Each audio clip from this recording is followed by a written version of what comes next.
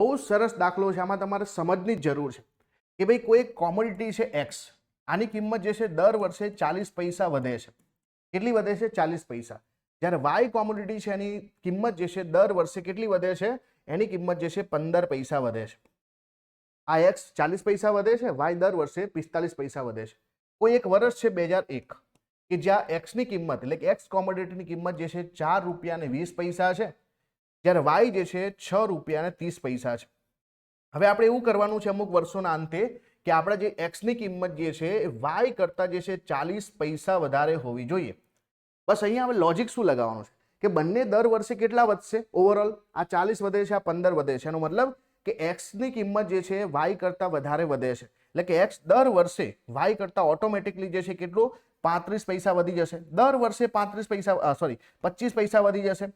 40 માંથી 15 એટલે કે 25 પૈસા વધશે દર વર્ષે.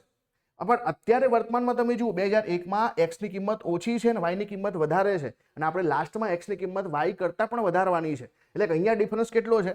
તો 6.30 થી 5.30 થી જે છે 4.30, એટલે કે અહીંયા જે છે 2 રૂપિયા અને 10 પૈસાનો ફરક છે.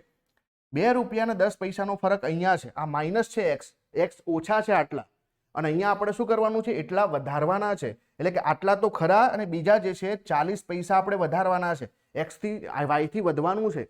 એટલે કે ટોટલ જે છે 2 રૂપિયા અને 50 પૈસાનો જે છે ફેરફાર કરવાનો થાય. તો એક વર્ષમાં તમે 25 પૈસા લાવી શકો છો, તો કેટલા વર્ષમાં જે છે 2 રૂપિયા અને 50 પૈસા લાવી શકશો? આને આપણે 250 જે છે પૈસા માની લઈએ, અને આ જે છે 25 છે, તો 25 એટલે કે અહીંયા 10 વર્ષ લાગશે. 10 વર્ષમાં એક્સ જે છે વાય કરતાં 40 પૈસા આગળ વધશે. અને એટલા માટે જો 2001માં શરૂ થયું હોય તો 2011નું વર્ષ આવે ત્યારે જે છે એક્સ વાય કરતાં 40 પૈસા વધારે થાય. કેમ કે અહીંયા ઓછું છે, આ ડિફરન્સ જ આપણે કાઢ્યો છે કે આટલી ગેપ તો પૂરી કરવી પડશે, પ્લસમાં એને 40 પૈસા વધારે જે આગળ જવું પડશે, તો આ ટોટલ આટલું થાય. 250 પૈસાનો ફેરફાર કરવો પડે. એક વર્ષમાં 25 પૈસાનો ફેરફાર થાય તો 10 વર્ષ લાગે. 2011 આપણો સાચો જવાબ છે.